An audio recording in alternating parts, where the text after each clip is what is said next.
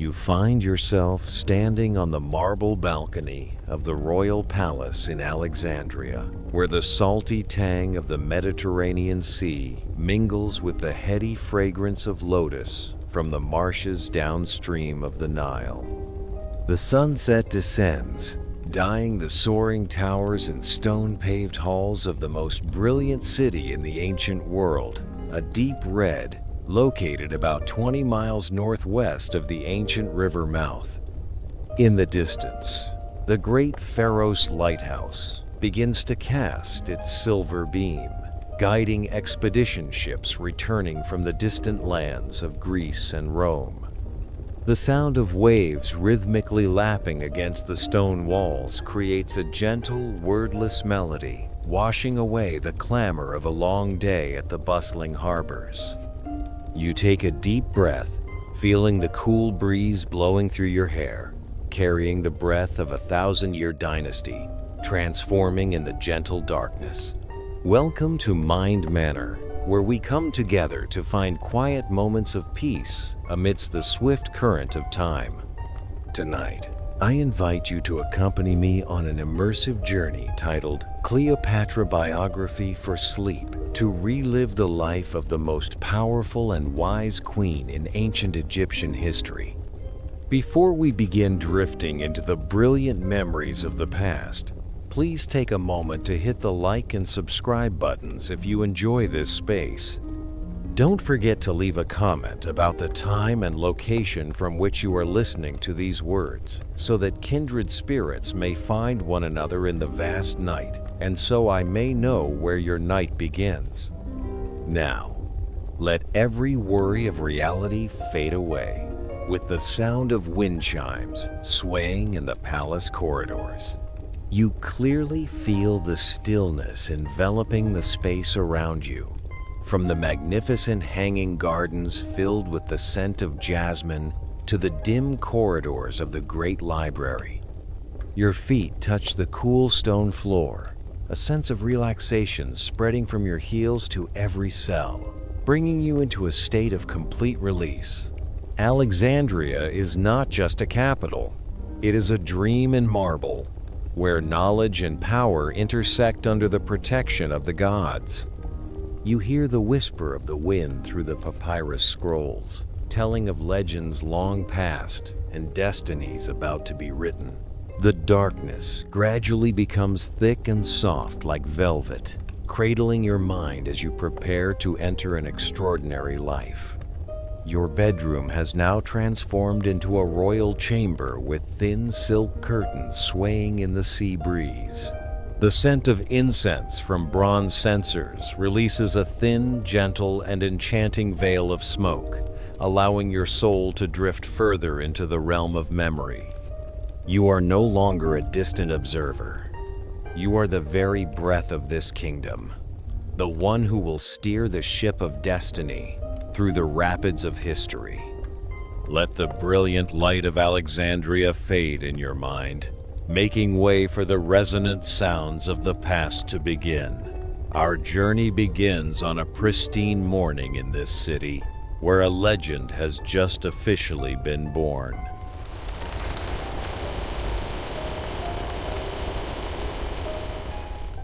Part 1. Childhood in Alexandria and Royal Education.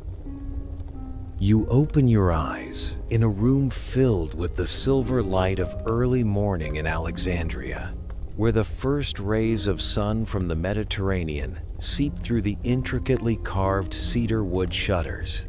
The sound of waves gently lapping against the walls of the Brucheian Palace creates a steady rhythm, like the breath of this ancient kingdom itself merging with your heartbeat.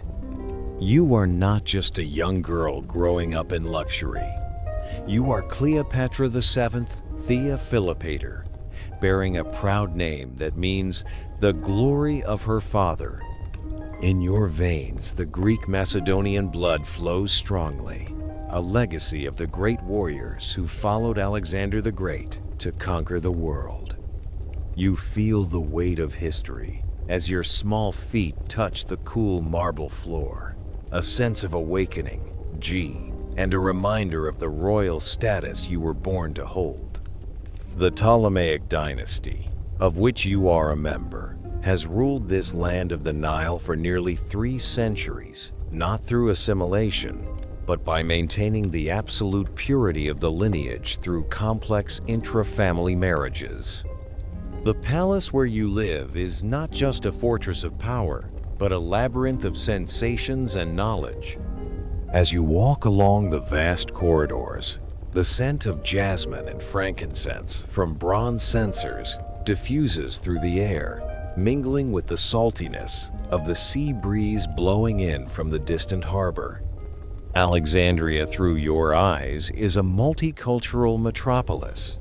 Alexandria was considered a polis separate from the country of Egypt, with citizenship reserved for Greeks and ancient Macedonians, but various other ethnic groups resided there, especially the Jews, as well as native Egyptians, Syrians, and Nubians.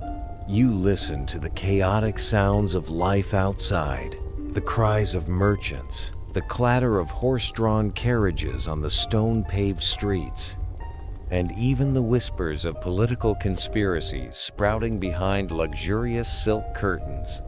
Every step you take, every breath you inhale, is deeply marked by a glorious yet dangerous era, where a brother could become an enemy, and a smile could hide a cold, sharp blade. Your childhood did not pass in carefree games, but was shaped by papyrus sheets smelling of ink and the erudite lectures of your tutor, Philostratos. While other women in the ancient world were confined to domestic spaces, you were led into an unlimited intellectual journey. You spent hours in the great library of Alexandria, which was considered the intellectual hub of the Hellenistic world. The scrolls of papyrus stacked in high-wall niches contain the essence of humanity, from profound philosophical theories to the secrets of the universe. You feel the slightly rough surface of the papyrus under your fingers as you are absorbed in reading about Achilles' journey in Homer's Iliad, or enchanted by the longing verses of Sappho. You learn to chant loudly, letting your voice echo through the silent halls, practicing the art of rhetoric to turn words into a weapon sharper than any sword. Your curiosity did not stop at old texts. You yearned to understand the natural world and the laws of its operation. You spent time discussing the structure of bronze-clad warships with admirals and learned to read star maps to predict the flood seasons of the Great Nile River. You also paid special attention to medicine and pharmacology, personally preparing remedies and cosmetics, and even studying toxins as a measure of self-protection for the future. Later historical sources would mention you as, she was a medical writer as a young woman, and the author of treatises on medicine, including recipes for remedies and cosmetics. Every piece of knowledge you acquired was honed to become part of your intellectual armor, preparing you to enter a world where power was decided by wisdom and courage.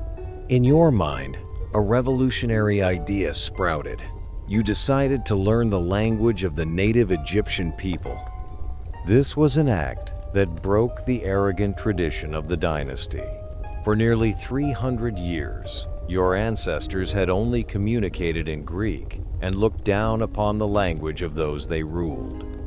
But you saw the power of connection. You understood that to truly hold the heart of Egypt, you had to speak their tongue. You became the first Ptolemaic ruler known to have learned the Egyptian language. You learned to read the mystical symbols of hieroglyphics, feeling the vibration of sound when pronouncing ancient prayers in the temples. Your linguistic versatility did not stop there. You mastered 9 different languages, from Ethiopian to Hebrew, Arabic, and Parthian. This ability was later assessed as practical diplomacy of the highest order, allowing you to converse directly with envoys without the need for any interpreters, keeping your secrets and intentions hidden in a world full of treachery. However, the shadow of instability began to loom over your brilliant childhood. Your father, Ptolemy XII, often called Auletes, the flute player, was facing the fierce waves of opposition. You saw your father spending hours playing the flute and immersing himself in lavish banquets, while the kingdom's economy was collapsing. The increasing dependence on Rome made you feel uneasy. In 59 BC, when you were only 10 years old, you witnessed a heartbreaking event that would change your life forever. To protect the throne, your father had to secure formal Roman recognition of his kingship by dispersing substantial bribes to key figures including Pompey and Julius Caesar, totaling around 6,000 talents.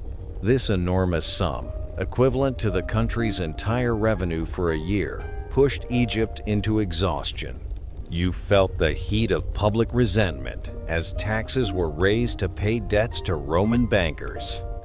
These payments plunged the kingdom into fiscal crisis as Ptolemy XII resorted to oppressive taxation, money lending from Roman bankers, and debasement of the Ptolemaic coinage. You saw farmers on strike and shouts of protest rising from the marketplaces. You no longer looked at the world through the eyes of a carefree child. You began to see with the eyes of a strategist.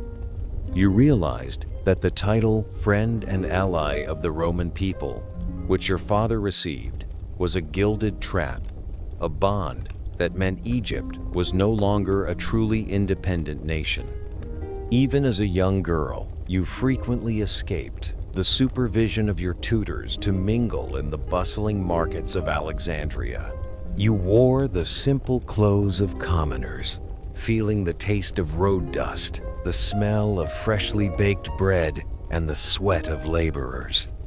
You listened to talk about wheat prices and the anxieties of merchants as the currency devalued.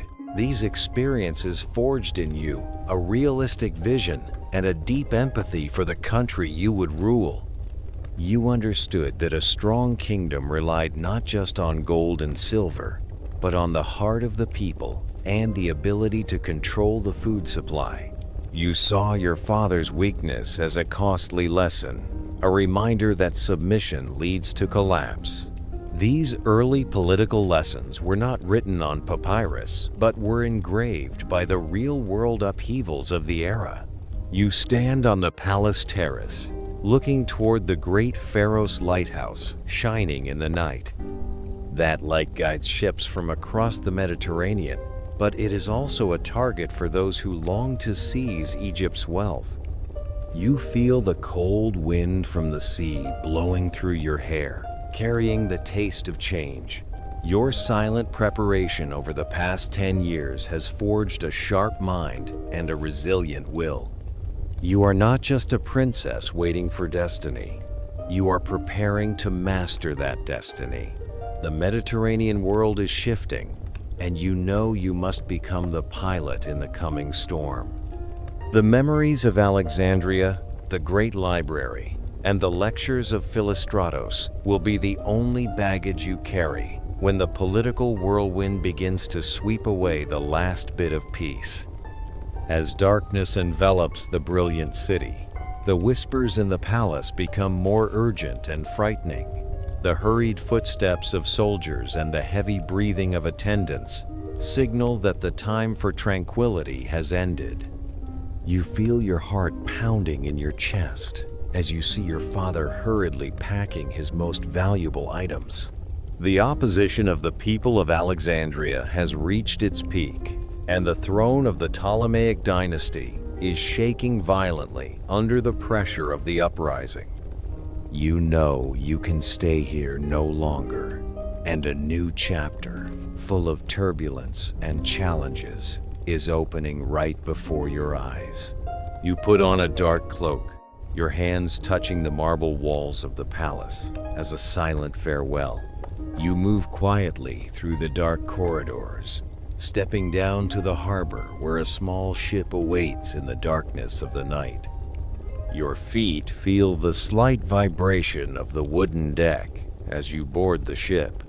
leaving behind the faint light of the lighthouse, gradually fading into the thick fog.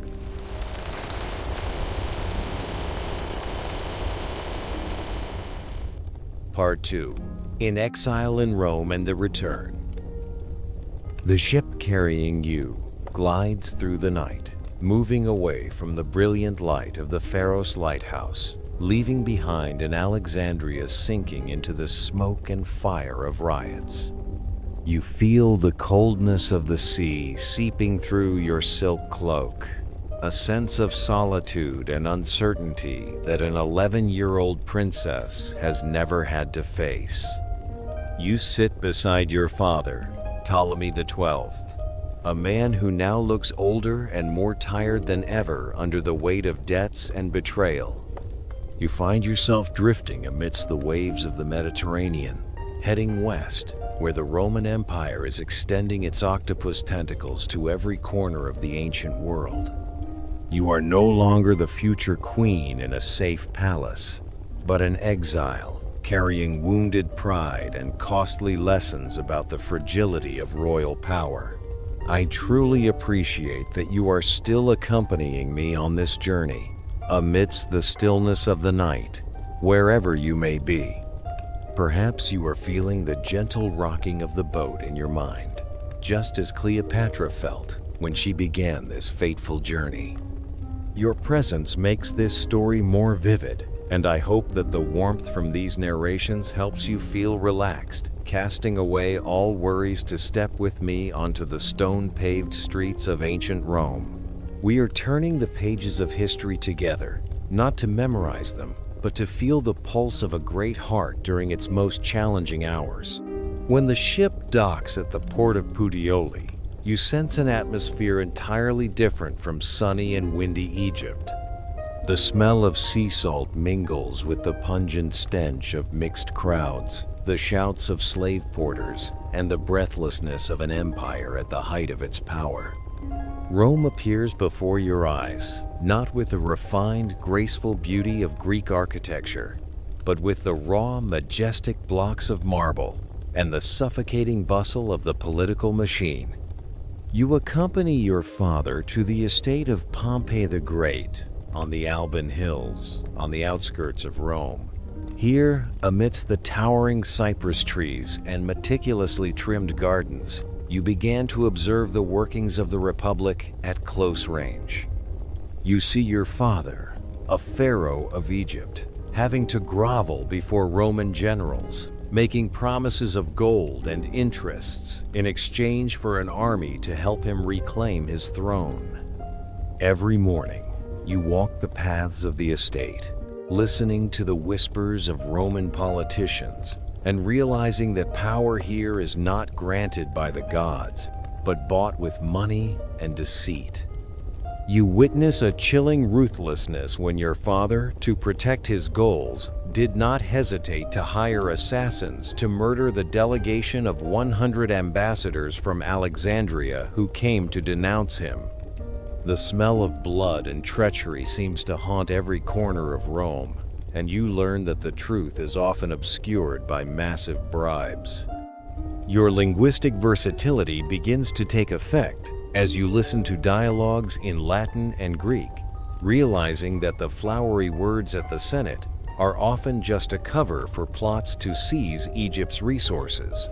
Meanwhile, at home, your sister Berenice IV is enjoying the feeling of absolute power on the throne of Alexandria.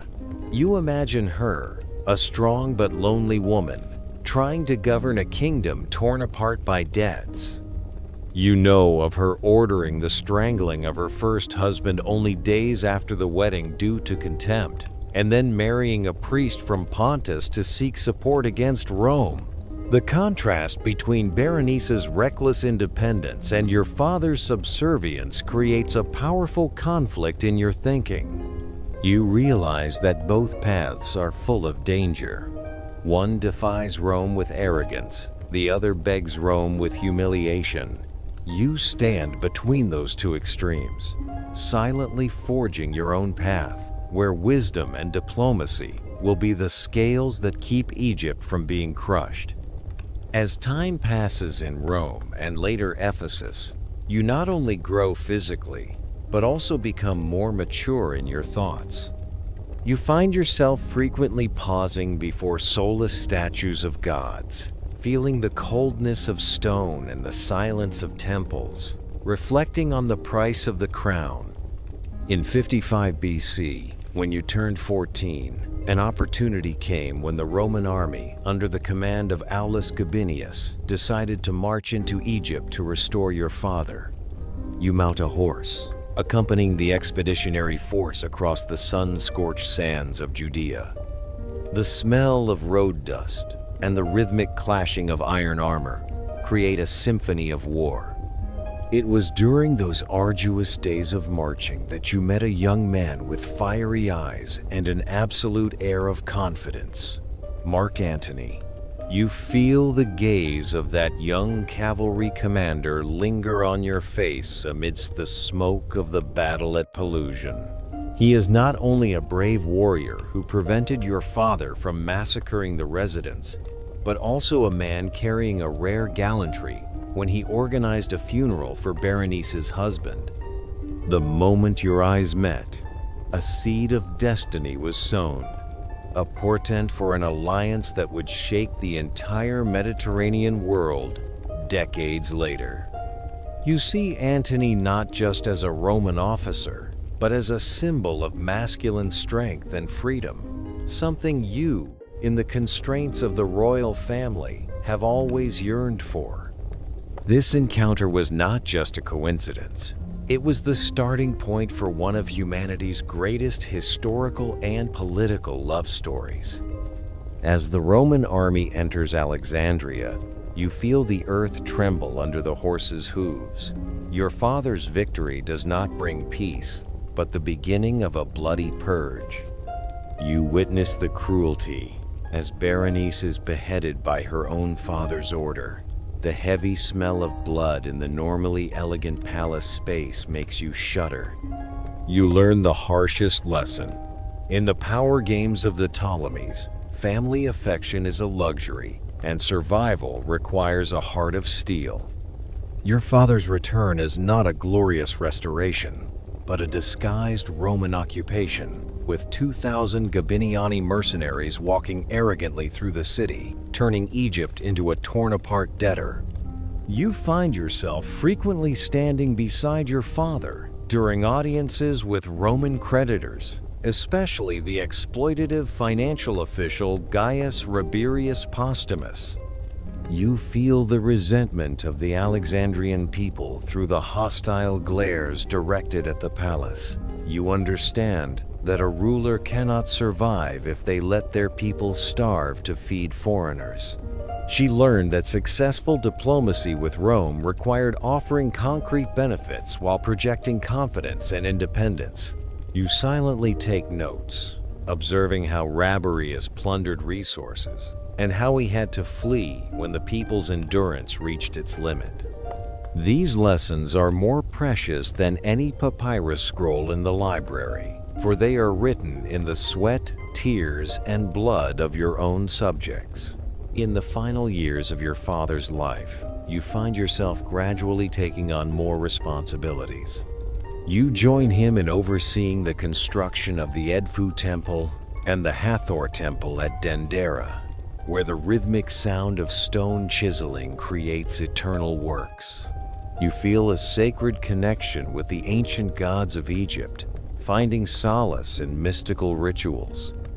On May 31, 52 BC, as you stand before the altar at the Temple of Hathor, you feel the weight of the regent's crown begin to press upon your forehead. You look into your father's weakening eyes and understand that his time has run out. You are no longer the 11-year-old girl fleeing on a ship. You have become a shrewd woman, carrying within you all the toughness of Rome and the sophistication of Alexandria. The years of exile have forged in you an unshakable resilience. You understand that to hold the throne, you must know how to manipulate the strong and soothe the weak. You prepare for a future where you will not only be a co-regent with your brother, but the true pilot of the Egyptian ship. The world outside is still seething with the plots of the Roman Senate, but within you is an extraordinary stillness, the stillness of a warrior who clearly understands the battlefield. You take a deep breath, sensing the scent of frankincense, mingling with the smell of the Nile in flood season, ready to face whatever fate may bring. As the final candles in the bedroom of Ptolemy XII slowly flicker out, you step out onto the balcony, looking toward the horizon where the stars are fading. The sigh of the dying father echoes through the hall, marking the end of an era of submission. You feel a fresh surge of power flowing through your veins as you quietly descend the stone steps to prepare for the official coronation. Your hands touch the ancient reliefs, feeling every line of history shifting under your fingers, while outside, the Nile silently flows on, carrying hopes and the approaching storms of the dynasty.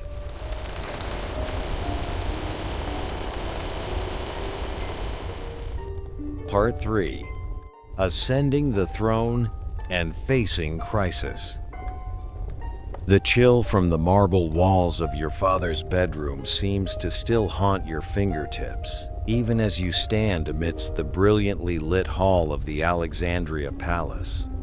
The spring of 51 BC carries a turbulent breeze of change, as Ptolemy XII Ulysses has finally breathed his last, leaving behind a kingdom groaning under the weight of debt and Roman intervention. You feel the suffocating weight of the diadem on your forehead, a pure white cloth band that holds all the power and peril of the Ptolemaic dynasty. Your father's fateful will has been proclaimed, appointing you, a girl just turned 18, and your 10-year-old brother Ptolemy XIII as co-regents. The Romans are like wolves. They hate great kings and steal their property. The words of an old Eastern monarch echo in your mind as a cold warning. You know that Roman protection, clearly stated in the will, is not a protective shield, but a rope tightening around Egypt's throat. I wonder, as you stood in Cleopatra's place at that moment, if you felt the trembling of the papyrus sheets under your hands. You were not just a grieving young queen. You were a strategist calculating every move on a chessboard where the enemy always waited for a lapse. You looked at your young brother, seeing innocence surrounded by ambitious courtiers, and you understood that this joint rule was merely an illusion. Tradition compelled you to marry your brother to legitimize the kingship, but deep down, you had no intention of being a submissive wife or a puppet queen. You are Cleopatra, and you yearn for independent rule, the freedom to steer the great ship of the kingdom through the rapids of history without being manipulated by anyone. You waste no time on prolonged mourning rituals. Only months after ascending the throne, you make a groundbreaking decision, leaving the stifling atmosphere of Alexandria for a tour to Hermonthis, the sacred land near Thebes. You feel the heat of the Egyptian sun on your skin as you step off the royal barge, the scent of Nile mud mingling with the aroma of frankincense from ancient temples. Here, amidst the chanting of priests, you personally preside over the installation ceremony of the sacred Buccis bull, the embodiment of the war god Montu. You look into the eyes of that sacred animal and see a reflection of yourself, a symbol of strength and succession. This act is a powerful message sent to the entire kingdom. You are not an alien ruler who only speaks Greek. You are a pharaoh of Egypt, one who understands and respects the age-old beliefs of the native subjects. You have won the loyalty of the priesthood, a vital ally that your brother and his advisors have completely ignored. Your decisiveness is even more clearly shown in the secret administrative decrees in Alexandria. You hold the reed pen in your hand, feeling the roughness of the papyrus as you order the removal of Ptolemy XIII's name from official state documents. Starting from the autumn of 51 BC, only one name is recorded as the ruler, Cleopatra VII. This move is like a sharp cut into your father's will, a direct challenge to anyone who dares to doubt your power. You smile thinking of the quote, "What is the difference between a country run by a woman and a country run by a man run by a woman? None. You do not need a man standing behind to pull the strings, for you are the one holding the actual threads of power." But nature seems to want to test the will of the new queen.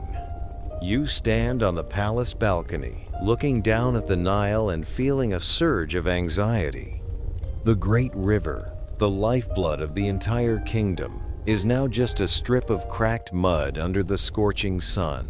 The annual flood cycle has not occurred, and crops begin to wither in the fields. You sense the smell of dryness and dust in the wind, signaling an impending terrible famine. Thousands of desperate farmers are leaving their fields to flock to Alexandria, bringing hunger and resentment. Your magnificent city is turning into a powder keg, where the fiery eyes of the people demand food and protection. The financial burden from your father's era also begins to choke your every effort. You face an empty treasury and a massive debt of 5 million drachmas to Rome. Every evening, you sit under candlelight, reviewing dry financial reports and feeling the invisible pressure from across the Mediterranean. You understand that with just one small mistake in debt repayment, the Roman legions will have an excuse to march in and erase Egypt's remaining independence. You must implement harsh taxation policies, knowing they will only increase the people's resentment. It is a dangerous balancing act on a thin wire, where you must please the Roman wolves while keeping the starving population from rebelling. Amidst the storm of famine and debt, a military crisis suddenly strikes, pushing you into a confrontation with your own army. You look at the Gabiniani, the Gaulish and German mercenaries, and see arrogance and lack of discipline in their eyes. They have been in Egypt too long, considering themselves the true masters of Alexandria. When Governor Bibulus from Syria sent his 2 sons to demand military support, these Gabiniani did not hesitate to brutally murder them. You feel the vibration of justice and diplomatic pride as you order the arrest of the killers and hand them over to Syria. You believe this is the right action to maintain peace with Rome, but you have unintentionally created an irreparable rift with the army. The loyalty of the capital's guards has vanished, replaced by a deep hatred for the queen who sold them out to foreigners. This weakness is the very opportunity that Ptolemy XIII's faction has been waiting for. You begin to feel a coldness spreading through the palace. Courtiers like the eunuch Pothinus, the tutor Theodotus, and General Achilles begin to appear more frequently beside your brother, whispering conspiracies into the boy's ear. You see your name gradually pushed to the second position in documents, or even removed entirely. Actual power is slipping from your hands like fine grains of sand. By the autumn of 50 BC, a decree was issued prohibiting the export of grain from Alexandria, a fatal blow to the support in rural areas. You realize that you are being isolated in your own home, amidst the marble walls that were once your safest refuge. When the Roman Civil War broke out between Caesar and Pompey, you attempted one last diplomatic move by supporting Pompey with 60 warships. You stand on the harbor, watching the ships set sail, hoping this support would bring you a powerful ally to regain your status, but everything was too late. Your brother's court faction incited a bloodless coup. You feel the threat from the glares of soldiers in the palace corridors, the hurried footsteps of loyal servants reporting an imminent arrest. You have no choice but to retreat to save your life. In the darkness of a summer night in 49 BC, you quietly leave Alexandria. You sense the smell of the night sea and the warmth of the desert as you move south to Thebes, then across the border into the land of Syria. Your feet touch the fine sand of the desert, each step an affirmation of iron will. You are not a defeated person running away. You are a queen stepping back to gain momentum for a more powerful counterattack. Amidst the stillness of the Syrian night, you begin to use your last gold and silver to recruit mercenaries, those who care nothing for politics but are loyal only to the highest bidder. You look west, where the fires of the Roman Civil War are burning bright, and know that your destiny is tied to a man who is about to set foot on this land. You sit by a campfire in the borderlands, feeling the heat on your face and the crackling sound of burning wood in the night. The sound of horses neighing from afar and the sharpening of swords by newly recruited soldiers create a space full of tension, but also full of hope. You look up at the starry sky, searching for your constellation, and see its light still brilliant, even though you are in a foreign land. The preparation for the War of Return is happening silently but fiercely, and you feel the power of the Nile still flowing in your veins, urging you to reclaim your kingdom at all costs. You stand up from the rock, leaving the dying fire behind. Your hands grip the hilt of the short sword at your hip, feeling the certainty of the cold metal. You walk among the tents of the mercenary army, looking at the weathered faces of the sleeping soldiers, nurturing a bold plan to return to the fortress of Pelusium.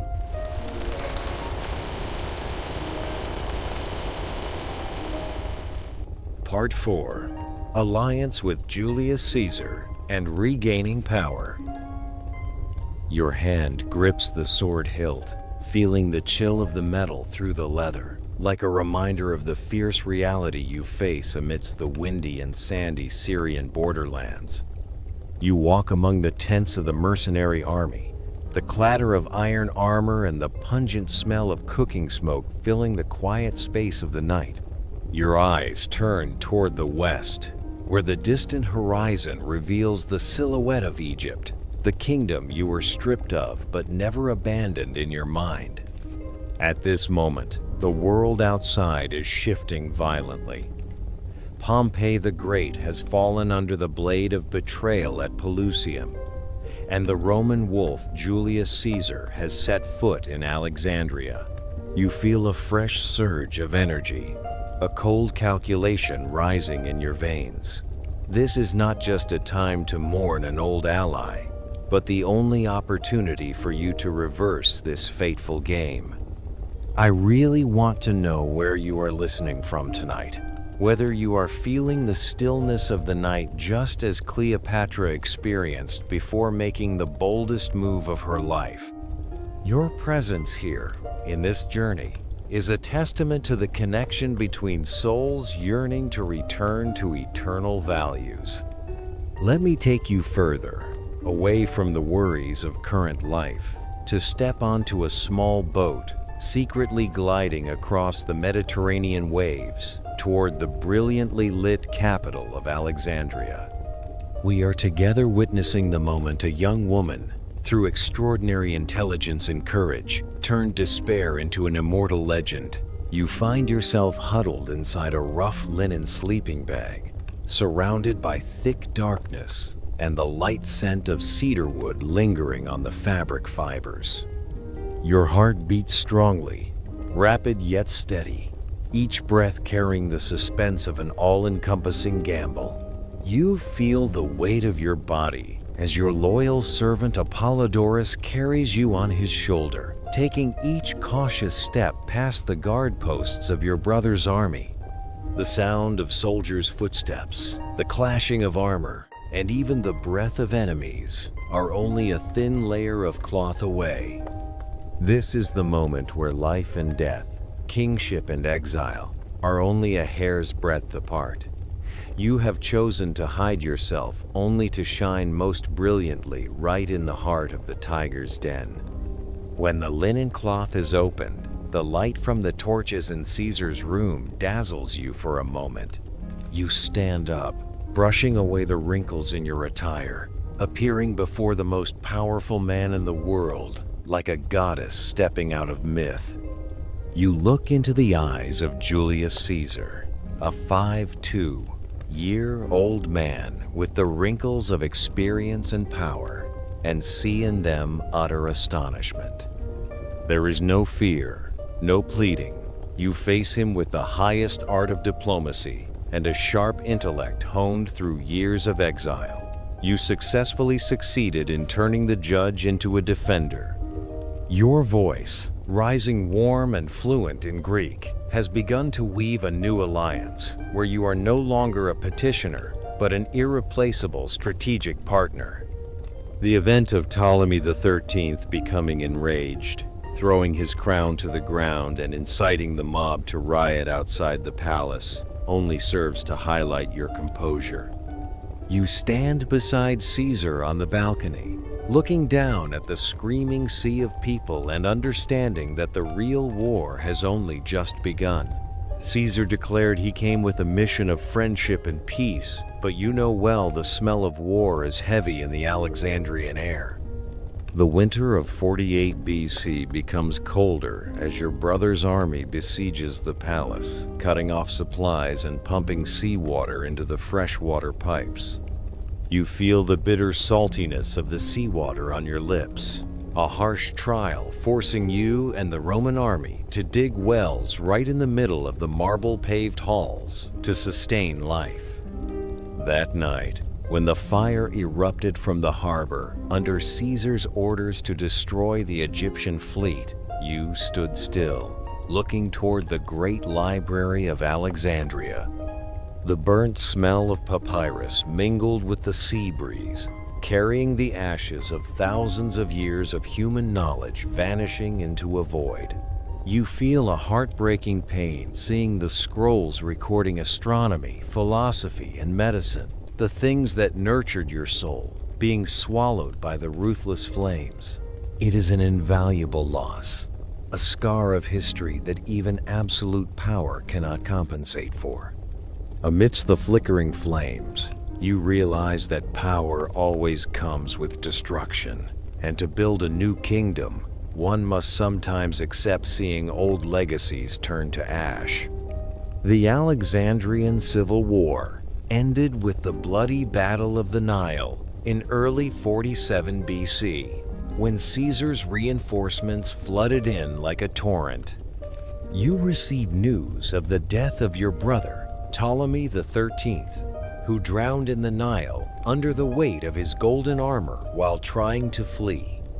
You feel an extraordinary stillness in your heart. It is not the joy of a victor, but an understanding of the fleeting nature of human life. The Nile has taken away a rival, but also reminds you of the cruelty of the throne. Caesar restored the throne to you because you always remained loyal to him. You accept the nominal marriage with your youngest brother Ptolemy XIV as a political procedure, but deep down, you know that from now on, Egypt has only one queen. To consolidate your position and enjoy the victory, you and Caesar together undertook a journey along the Nile on the Talamago superyacht. Feel the grandeur of the 300-foot-long ship, towering like a floating palace on the deep blue water. You walk on the magnificent promenades, your hands touching the intricately carved columns and smelling the fragrance of precious flowers grown right on the deck. The sound of ethnic instruments mingling with the rhythmic waves against the hull creates a dreamlike space where war seems but a distant memory. You show Caesar the great works of your ancestors, the ancient temples lying along the two riverbanks, showcasing the immense wealth and potential of the kingdom he is protecting. During the quiet nights on the Nile, under the twinkling starry sky, you and Caesar together drew a vision for a future empire. The combination of your wisdom and his sword was not just love, but a perfect political calculation. You feel the movement of new life forming within your body, a son carrying the blood of both great lineages. In the summer of 47 BC, when the cry of Caesarion rang out in the Alexandria royal palace, you understood that you had created a living entity for the ambition of unifying the Mediterranean world. You hold the child in your arms, seeing the shadow of Caesar in his eyes, and promise yourself to spend your whole life protecting his future. You have personally elevated your status, linking your image with the mother goddess Isis, turning Caesarion into the god Horus ruling the kingship. The presence of Caesarion extinguished all doubts about your legitimacy in the eyes of the native people.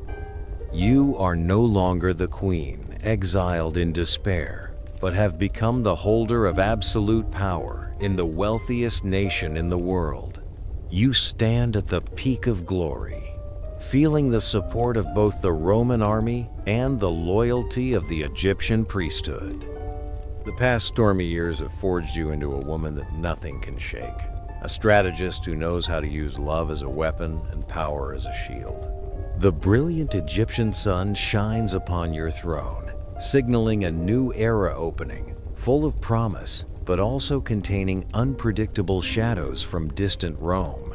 As the celebratory banquets gradually end, you find yourself standing before vast maps of the world, contemplating the next move. Caesar must return to Rome to consolidate his power, and you know you cannot just watch from afar. This link needs to be tightened further, right at the heart of the empire. You look in the mirror, seeing a queen who has matured and become sharper, ready to take her child across the sea to face the wolves of the Senate. A new plan is forming in your mind, a journey to the west to assert the status of the Ptolemaic dynasty right on foreign soil. You close the final papyrus scrolls, your hands gently stroking the soft skin of Caesarion sleeping soundly in the cradle. You quietly step out to the palace window, looking toward the large ships preparing to set sail in the dark purple sunset of Alexandria. The sound of the wind blowing through the cracks of the doors carries the breath of the ocean, urging you to prepare for a long journey across the Mediterranean to the city of hills and dramatic political conspiracies.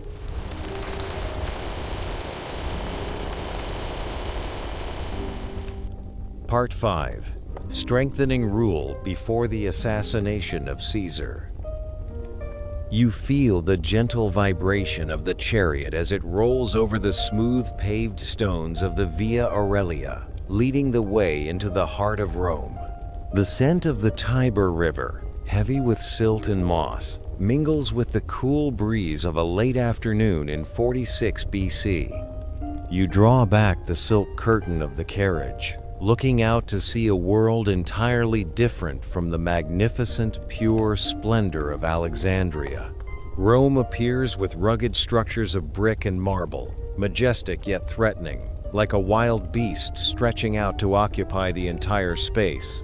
You have not come here as a petitioner, but as a victorious queen, with your brother Ptolemy XIV sitting beside you and the greatest hope of the dynasty, the young Caesarion, in your arms.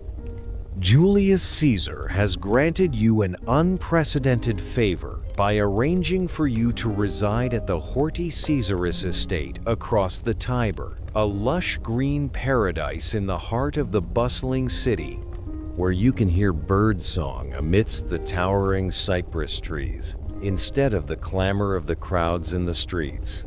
I hope that you are feeling truly relaxed as you step with me into the brilliant gardens of Caesar. Whether you are listening to these words from your quiet room in New York, or under the dim lights of a city in California, let your mind release completely.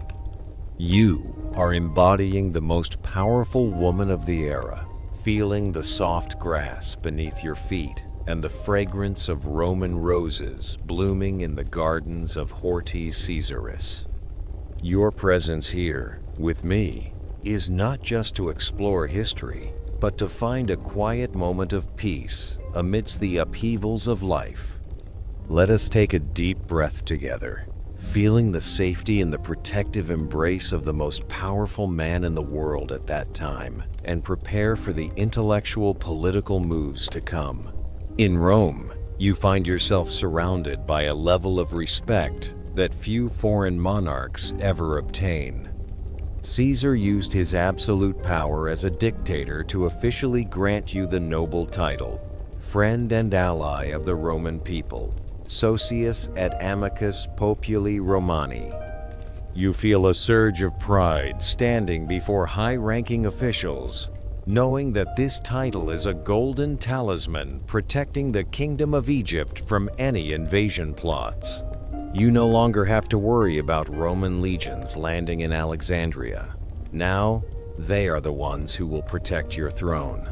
This protection brings an extraordinary sense of peace, allowing you to spend time pursuing greater ambitions, not just for yourself, but for human civilization. One of the things that makes you most proud is the intellectual contribution you bring to this land. You spend many hours in the estate's library, together with the astronomer Sosigenes of Alexandria and Caesar, discussing the inaccuracies of the old Roman calendar system.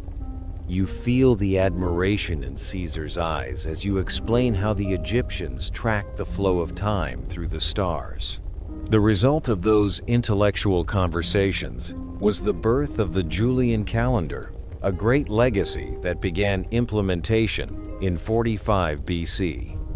You look at the astronomical drawings on papyrus, knowing that from now on the world will operate according to the rhythm that the wisdom of Alexandria has charted. It is a victory of knowledge, an affirmation that even though Rome is militarily powerful, it must still bow before the cultural essence of your homeland. However, the peak of glory is also the beginning of hidden storms.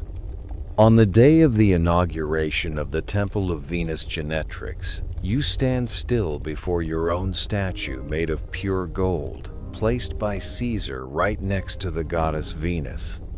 The brilliant sunlight hits the golden statue, creating dazzling rays, reflecting the image of an authoritative Eastern queen. You feel the warmth of adoration, but at the same time, you feel the chill from the resentful glares of the Roman aristocracy. Placing a living woman, and a foreigner at that, on the same level as the ancestral mother of the Roman people was an act that challenged all traditional rules. You hear whispers behind your back, the criticisms regarding the arrogance that the orator Cicero wrote in his bitter letters. You understand that in their eyes you are a tyrant, a threat corrupting their republican ideals with your splendor and divine power. As time passes, you see Caesar becoming increasingly autocratic. When he was proclaimed Dictator Perpetuo in early 44 BC, you feel an extreme tension enveloping the city. During the Lupercalia festival, when Mark Antony offered the diadem to Caesar, you stood observing from afar with a complex mood. Although Caesar refused, the notion of a Hellenistic-style kingship had truly taken root. You and he had together dreamed of a joint empire, where power was not shared by a senile senate, but concentrated in the hands of living gods. But you also realize that every step toward the crown is a step closer to the abyss. The air in Rome begins to thicken with conspiracies, and the smell of treachery seems present in every corner of the city. The Ides of March, March 15, 44 BC comes like a nightmare, tearing apart your peace. You sit in the estate by the Tiber, feeling a terrifying stillness envelop the space until the attendants rush in with faces drained of blood. The news of Caesar's death rings out like a thunderbolt from a clear sky. You feel the ground beneath your feet collapsing.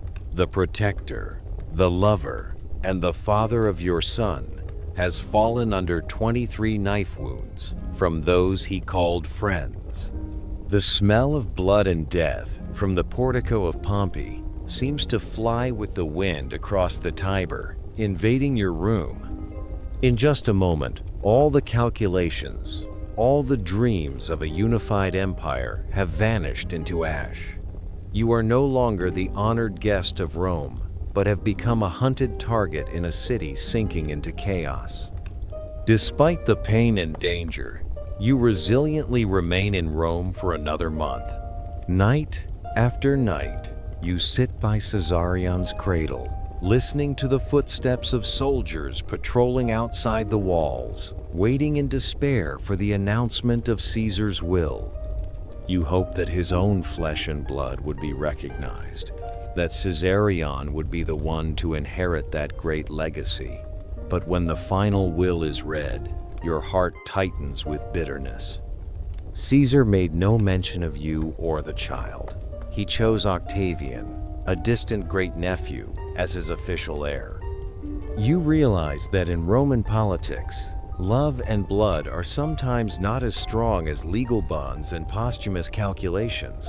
When Octavian sets foot in Italy, you know your time here is over. You must return, not only to save your life, but to protect the last hope of the Ptolemaic dynasty. The return journey to Alexandria across the stormy Mediterranean mirrors your own troubled state of mind at that time. You stand at the bow of the ship, looking toward the horizon where Rome is receding, feeling the salt of the sea waves mingling with tears. When the towers of Alexandria appear in the mist, you are no longer the dreamy young woman of 2 years ago. You have returned with a heart made of steel. The threat from your brother Ptolemy XIV now becomes clearer than ever. He is no longer a submissive child, but an obstacle to your sole rule. You make a ruthless but necessary decision for survival. Ptolemy XIV must disappear. When the cup of poison is brought up, you look away, feeling the coldness of absolute power seeping into your very being. You have killed your last brother to make room for your son. By the end of 44 BC, you carry Caesarion, now only 3 years old, onto the throne and declare him Ptolemy XV, your only co-ruler. You look into the innocent eyes of the child and see the shadow of Caesar, but also the heavy responsibility you have placed on his shoulders. You push forward a propaganda campaign, proclaiming yourself the new Isis and Caesarion as the embodiment of the god Horus.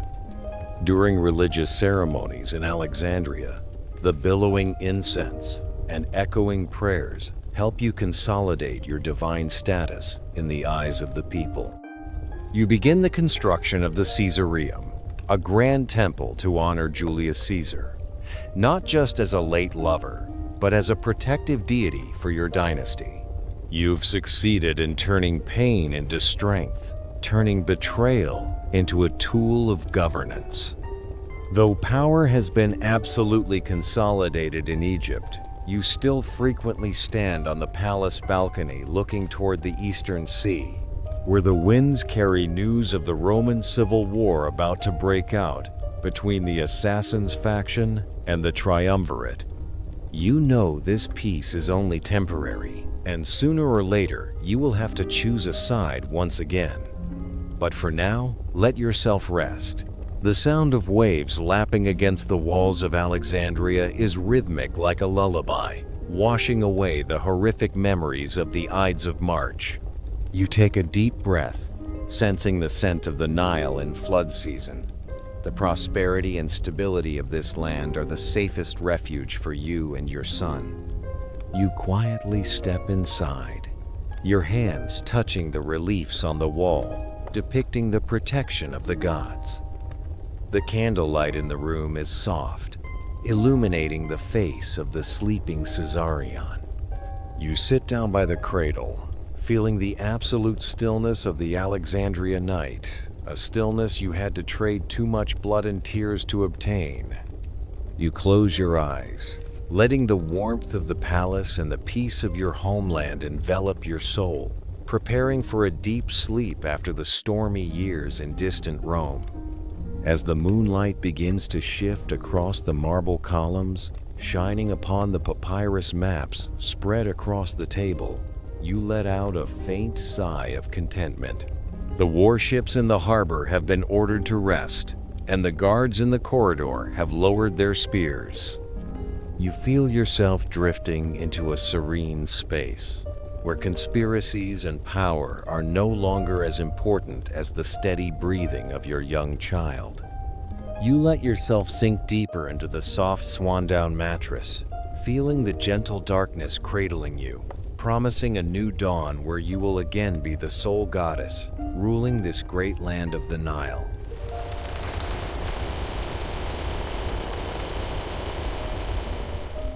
Part 6. Supporting the Triumvirate and defeating the assassins. You stand on the palace balcony, your hands touching the marble that was once cool but has now been scorched by the searing sun of the summer of 43 BC. The smell of dry mud and dust from the desert blows into the city, carrying a secret anxiety. Below, the great Nile, the lifeblood of the kingdom, is receding silently, leaving cracks on the once fertile fields. The flood cycle did not occur as expected, signaling a failed harvest and the shadow of famine beginning to loom over Alexandria. You take a deep breath, sensing the salt of the sea mingling with the dryness of the land, and understand that you are not only facing Western political conspiracies, but must also fight the harshness of Mother Nature herself to protect your subjects. The Roman world out there is shifting. In a new earthquake following the death of Julius Caesar, you receive news of the formation of the Second Triumvirate, where Octavian, Mark Antony, and Lepidus have joined hands to establish a new order. You feel the heat of vengeance spreading across the Mediterranean. A hunt for Caesar's assassins has begun. The names Brutus and Cassius are now not just distant politicians, but direct threats to the stability of your kingdom. You know that the status of friend and ally of the Roman people you just achieved is being fiercely tested.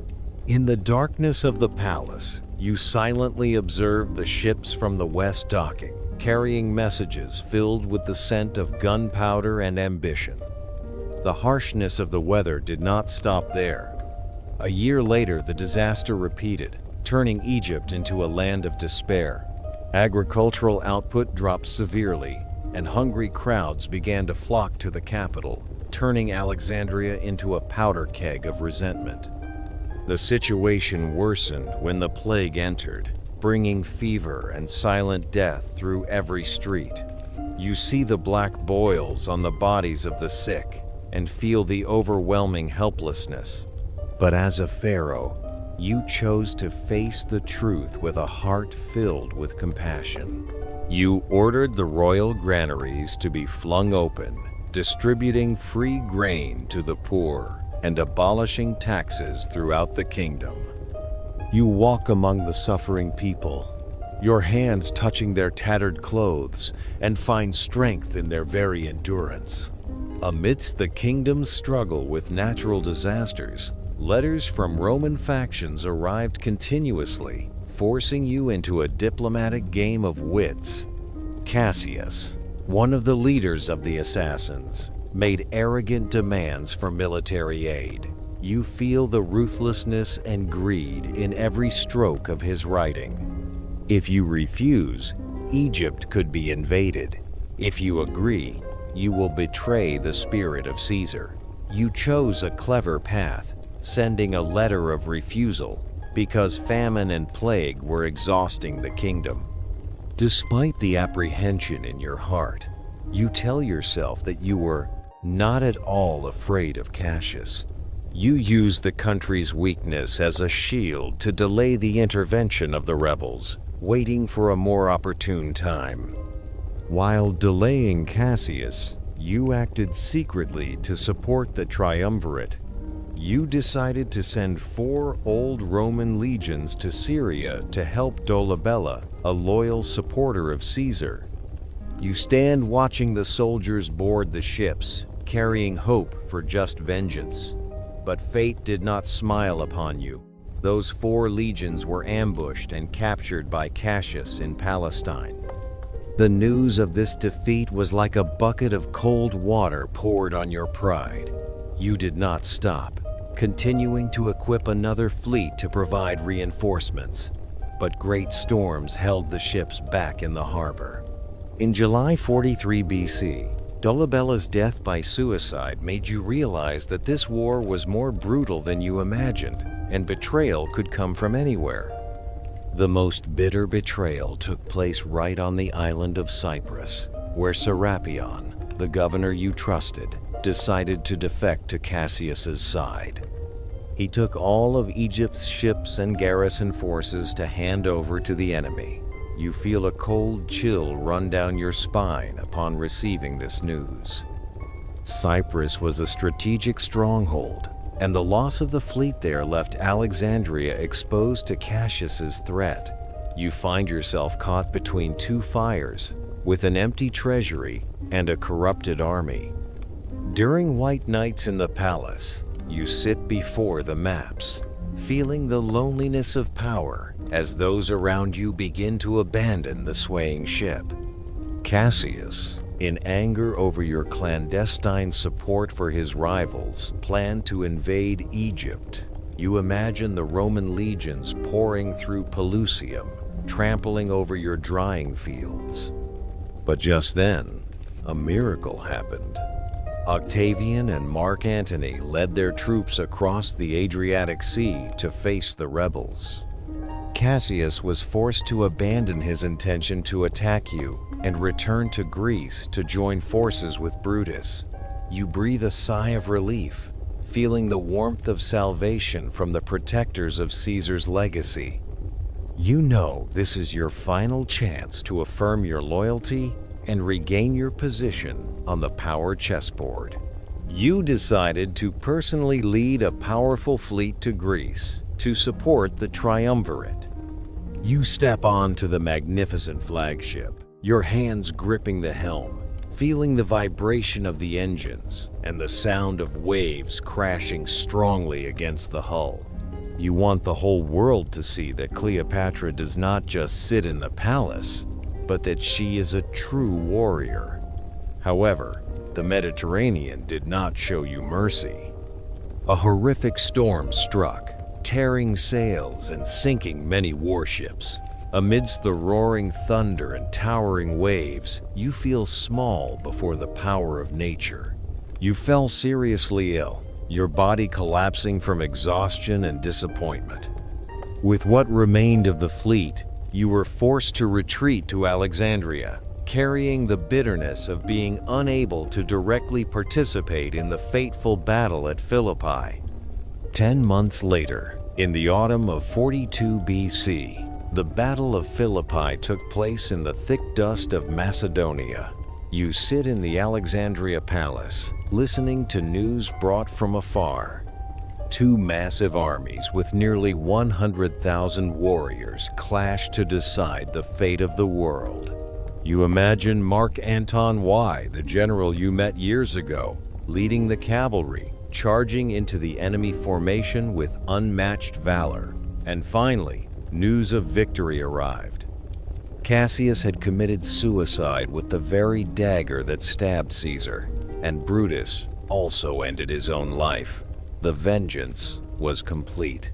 You feel a weight lifted, but also understand that a new era is beginning, where the victorious factions will begin to divide the cake of power. After the victory, the Roman world was divided into two. Octavian returned to the west to face internal troubles, while Mark Antony moved east to restore order. Your Egypt now fell within Antony's sphere of influence.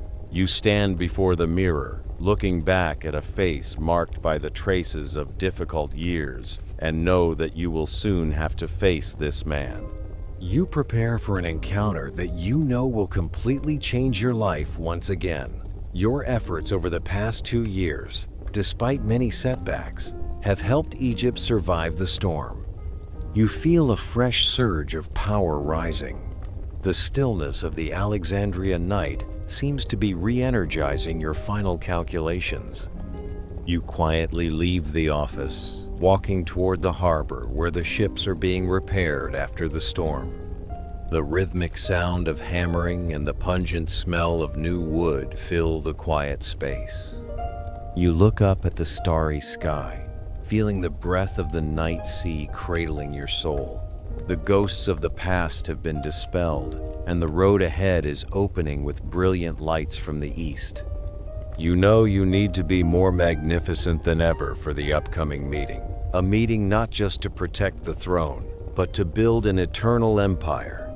You walk on the marble stairs, leading down to the water, your feet feeling the coolness of the small waves caressing them. You look toward the horizon, where the dawn is about to break, carrying the breath of a promising new start. The wind blowing through the stone columns carries the melody of hope, urging you to prepare for the journey to Tarsus, where destiny awaits you in the form of a powerful Roman commander.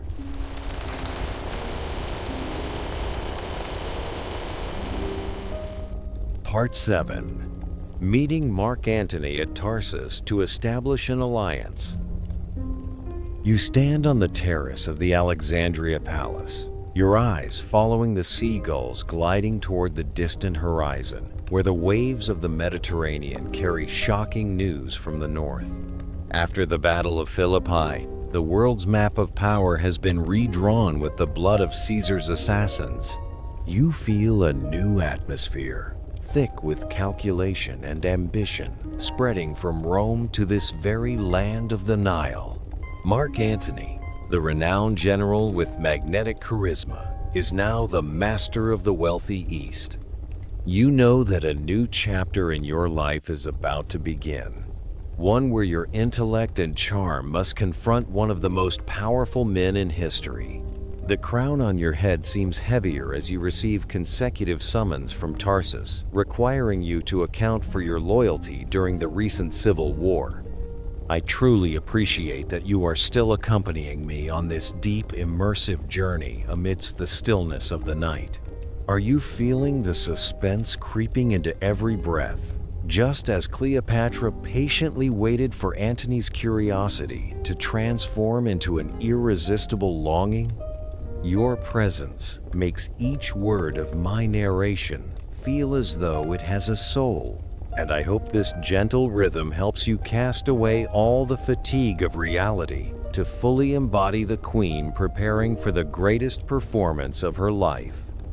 Let us take a deep breath together, sensing the scent of frankincense and the steadfastness of an iron will, before stepping onto the legendary ship to sail into the heart of destiny. You do not rush to answer Antony, even as the summons arrive more frequently and urgently.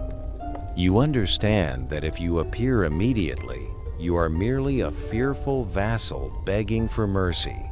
But if you make him wait, you will appear as a goddess granting a favor. You allow the envoy Quintus Dellius to exert all his effort in persuasion, using your silence as a sharp psychological weapon to affirm the independent status of the Egyptian kingdom. When you finally decide to depart, you bring no army or threats. Instead, you bring a literal paradise on earth along the Cydnus River. You feel the vibration of the massive royal yacht Thalamagos beneath your feet, smelling the rich fragrance of noble spices burning on the deck, ready for an encounter that will change the course of history. Your appearance at Tarsus was not just a tour, it was a divine manifestation. Imagine yourself lying amidst soft silk cushions, dressed in the attire of the goddess Aphrodite. Around you, beautiful handmaidens are dressed as sea nymphs, and young boys embody Cupid's fanning breezes that carry the scent of saffron. Your ship glides with purple sails and silver oars, moving to the sound of flutes and harps. You see the crowds on the banks of the Cydnus stunned, and whispers begin to spread that Venus hastens to be reunited with Bacchus for the good of all Asia. You smile, knowing you have won the first hand before even uttering a greeting. When Antony sent an invitation for you to attend a banquet, you politely declined and requested that the Roman commander come meet you on your ship. This was a subtle move to assert absolute initiative. You entertained him with feasts so lavish that even the most pragmatic Roman imagination would reel. The light from thousands of shimmering candles reflected on gold plates encrusted with precious gems, creating a mystical space like the finest of dreams. You performed the classic act of Cleopatra, once dissolving a pearl worth tens of millions of sesterces in vinegar just to win a dinner party bet. Your message was clear. You did not need Roman gold, for you were the embodiment of infinite wealth, and Antony needed you to fuel his military ambitions. Under the guise of sweet words and fine wine, you conducted cold and straightforward negotiations. You explained the fleet that was destroyed by storms while trying to aid the Caesarian faction, dispelling all of Antony's doubts. In exchange for providing wheat, gold, and naval power for his upcoming Parthian campaign, you made a non-negotiable demand: the safety of your throne and the elimination of every threat. You felt a necessary ruthlessness when requesting Antony to execute your sister Arsinoe IV, who was taking refuge at the Temple of Artemis in Ephesus. You looked into Antony's eyes and saw concession. He chose you and the treasures of Egypt over the sanctity of a Roman temple. The betrayal and death of Arsinoe on the marble steps were the price for the absolute stability of the Ptolemaic dynasty. In late 41 BC, you welcomed Antony to Alexandria to enjoy an unimaginable winter. You set aside the crown of power, instead wearing simple Greek attire to walk the bustling streets with him, engaging in intellectual philosophical debates. Together, you founded the Club of the Inimitable Livers, where every day was a festival of the senses. You disguised yourself as a servant, wandering the darkness of Alexandria with Antony, laughing and escaping the heavy responsibilities of the kingdom. But during those hours of pleasure, you never forgot your political goals. You bound him through a soulmate connection, making yourself the only person who could understand both the ambition and the hidden corners of this general's character. You found yourself frequently hunting, fishing, and attending banquets with Antony that lasted until dawn. You felt the change in his perspective on Egypt. From a vassal land to be exploited, Egypt gradually became an indispensable strategic partner in his vision of a great Eastern empire. You skillfully turned state power into a strong emotional bond, making Antony believe that your prosperity was his glory. Winter in Alexandria was not just a vacation, but the process of Egyptianizing a Roman general, preparing for an alliance that would challenge both the Senate and Octavian in the far west. However, harsh reality knocked at the door in the spring of 40 BC when Antony received news of the Parthian invasion and the disturbances in Italy caused by his wife Fulvia. You stand at the harbor, watching his ship depart, feeling a sense of emptiness, but also pride. You did not hold him back with tears. Instead, you sent him off with the confidence of a queen. Shortly after he left, you gave birth to twins, a boy and a girl, living symbols of your union. You named them Alexander Helios and Cleopatra Selene II, representing the sun and the moon, the entities that govern the universe. You hold the two children in your arms, feeling the hot blood of two empires blending, and promise yourself to use Antony's absence to consolidate the kingdom's internal strength. Throughout the more than 3 years Antony was away to settle the Treaty of Brundisium and marry Octavia in Rome, you held the scepter firmly in Alexandria. You did not let the sadness of being left behind make you weak. On the contrary, you focused on stabilizing the economy and expanding the intelligence network across the Mediterranean. You welcomed Herod the Great when he fled from Judea, displaying the demeanor of a true Eastern mistress. Although Antony was living a new life with his virtuous wife Octavia, you knew that sooner or later he would have to return here, for no one in Rome could provide him with what you held. You were as patient as the Nile, waiting for the flood season, forging steel in your thinking to prepare for a resurgence more powerful than ever. You stand in the office, hands gliding over reports on the fleet's development and grain reserves. The children are playing in the courtyard, their laughter bringing you a fierce hope for a future where the Ptolemaic dynasty will encompass the world. You feel your power growing in the stillness of the solitary years. Every one of your decisions is directed toward a single goal, making Egypt the center of the world. This silent preparation was the premise for an even more explosive reunion, where you would be not just a lover, but the co-emperor of a new empire. As the pale afternoon sun of Alexandria stretches across the stone columns, you sigh softly, feeling the shift of the era beneath your fingers. You know that on the other side of the ocean, Octavian's plots are becoming increasingly insidious, and Antony is gradually realizing that diplomatic marriage was merely a trap. You quietly walk toward Alexander Helios's cradle, your hand gently drawing back the thin silk curtain to look at your son's sleeping face. A strange sense of peace envelops you, like the stillness before a great storm that you are ready to pilot. You turn your back to the window, your feet stepping very softly on the marble floor so as not to wake the children. You go deep into the dim palace corridor, feeling the warmth of the stone walls radiating after a day of intense sun, while the footsteps of the guards outside remain as steady as the heartbeat of a kingdom waiting for a new beginning.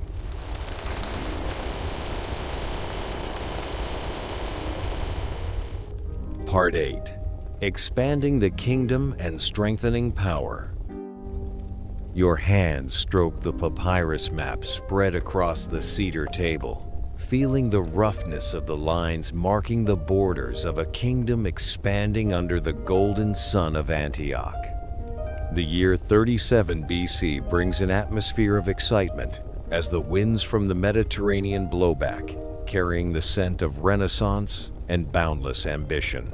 You stand there, no longer a small vassal, but a strategic partner reshaping the entire landscape of the East. Mark Antony has called you here, not for interrogation, but to weave with him a new empire from the fragments of the great Ptolemaic dynasty. You feel the weight of the pearl strands on your neck, and absolute confidence flowing through your veins as you prepare to receive back the lands your ancestors once ruled. I wonder, as you lean back against your pillows tonight and let your mind drift into this dream space, if you feel the gentle stillness of the sunset at Antioch, as Cleopatra once did. Perhaps you hear the string instruments from afar, mingling with the whispers of Roman soldiers preparing for battle, creating a symphony that is both majestic and peaceful. Your presence in this journey is an invisible link, helping us explore the peak of a lifetime together, where power is not just numbers on a map, but the sublimation of wisdom and love. Let me lead you deeper into the marble halls, where every decision you make will shake the entire ancient world. The moment Antony reunited with the twins, Alexander Helios and Cleopatra Selene, you saw in the Roman general's eyes the softness of a father and astonishment at the beauty of his heirs. You feel the warmth as he lifts the children and officially recognizes them, granting them cosmic titles, Alexander Helios and Cleopatra Selene. This was not just an emotional gesture, but a political act of divine magnitude, affirming that your blood and his would be the entities ruling both the light and the darkness of the world. Right there in Antioch, you received back Phoenicia, Coeli Syria, Cyprus, and the strategic island of Crete. Your map now stretches like giant arms enveloping the Eastern Sea, and to mark this brilliant era, you had coins minted with dual dates, a symbol of the co-rule between the two greatest powers of the time. Your rise is tied to the price of war, and 36 BC is when you must prove your economic strength. You watch Antony's army of 100,000 men set out to conquer Parthia, feeling the earth tremble under the horse hooves and the rhythmic clashing of iron armor. You have opened your treasury to distribute generous bonuses to the soldiers, providing clothing, supplies, and the most resilient pack animals. You accompanied him as far as the banks of the Euphrates, sensing the fragrance of wildflowers and road dust before having to return because the life in your womb had grown large. The parting took place amidst the resounding trumpet calls, carrying the hope of a glorious victory that would erase the shadow of Julius Caesar. You returned to Alexandria, giving birth to Ptolemy Philadelphus in anticipation, but the reality of the battlefield brings back the darkest news. The Parthian campaign became a nightmare, as 30,000 Roman soldiers fell due to betrayal and harsh terrain. You receive news that Antony is retreating in despair toward Leucocome, amidst a freezing winter in the mountains of Lebanon. You do not hesitate for a single second, immediately commanding the fleet to bring money, food, and thousands of the thickest wool garments for relief. Feel the chill of the winter sea on your face as you stand at the bow, seeing Antony's gaunt, tattered figure and the exhausted army appearing on the white sand. Your appearance was not just a resupply, it was a great act of salvation. You step off the ship with splendor and composure, using Egypt's abundance to stitch together Rome's wounds, proving to the world that Antony may be a talented commander, but he is nothing without the economic protection of the Ptolemaic queen. Despite being busy with military campaigns, you remain an administrator with an extremely sharp vision. You sit in your office in Alexandria, under the gentle light of scented oil lamps, reviewing papyrus scrolls recording currency reforms. You made a bold move by reducing the purity of the silver drachma to align it with the Roman denarius, turning currency into a powerful legal tender to curb inflation. You feel the pulse of the economy as profits from oil and papyrus soar to 300%. You don't just give orders, you make it happen. I seem to see the image of you holding a reed pen, decisively writing the words, Genus Thoi, make it happen, beneath a tax exemption decree for General Canedius. It is the stroke of a woman holding the destiny of millions, one who can communicate with envoys in 9 different languages without an interpreter, creating a diplomatic network that nothing can penetrate. Your pride reaches its peak in 34 BC, following the victory in Armenia. Instead of sending royal prisoners to Rome, as was tradition, Antony brought them all to Alexandria. Feel the bustle of the Alexandrian streets as the triumph is celebrated for the first time outside Roman borders. The scent of fresh flowers and frankincense mingles with the cheers of the people as Antony, dressed as the god Dionysus, enters the city on a silver-plated chariot. You sit on a magnificent golden throne, placed on a high silver dais, receiving the submission of King Artavasdes II, who is bound in golden chains. It is a haughty reversal of history. Alexandria is now the center of the world, where the highest ceremonies of the Roman Republic are dedicated to a foreign queen. And then, the donations of Alexandria takes place like a thunderous roar signaling the storm of war. You stand in the massive gymnasium, wearing the radiant robes of the goddess Isis, feeling the absolute adoration of tens of thousands kneeling at your feet.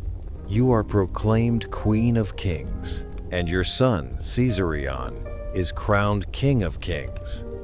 You look at Antony as he declares Caesarion the only legitimate heir of Julius Caesar, and understand that a declaration of war has been sent straight to Rome. You find yourself partitioning Roman provinces to your children.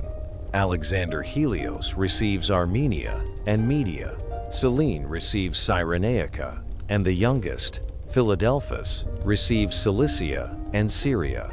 You are redrawing the world map with love and titles, turning Egypt into a new Ptolemaic empire spanning the entire East. However, amidst the brilliance of the thrones and the echo of titles, you also sense the darkness gradually covering from the West. Octavian in Rome is using these very actions to turn you into a tyrant in the eyes of the Roman public, a sorceress who has cast a spell on their brave general. The contrast between the dreamlike prosperity of Alexandria and the cold anger of the Roman Senate creates an invisible pressure. You know that every additional piece of land you receive is a step closer to a life and death confrontation. But in that moment, under the glorious sun of Egypt, you choose to enjoy the peak of power, trusting in your powerful fleet and the inseparable bond with the man standing beside you. The peak of glory always comes with the terrifying stillness of omens. You often stand alone on the palace observatory at night, looking toward the warships anchored peacefully in the harbor, wondering if this is the most beautiful sunset before the darkness of Actium falls.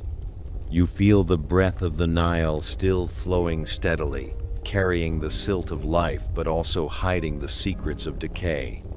Preparations for war have begun silently behind the banquets, and you know you must become the most resilient pilot in the coming storm to protect the legacy you have painstakingly built. You quietly step away from the dais of power, your hands gently removing the heavy crown to let your hair flow in the sea breeze. You walk amidst the marble columns fading in the dark purple sunset, feeling the heartbeat of the kingdom merging with your own breath. The bustling sounds of the ceremony gradually recede, replaced by the sound of waves rhythmically lapping at the palace walls, like a reminder of the ocean's eternity amidst the fluctuations of power. You walk deep into the palace, your feet feeling the coolness of the stone floor as you pass through rooms lit by candlelight where your children sleep soundly.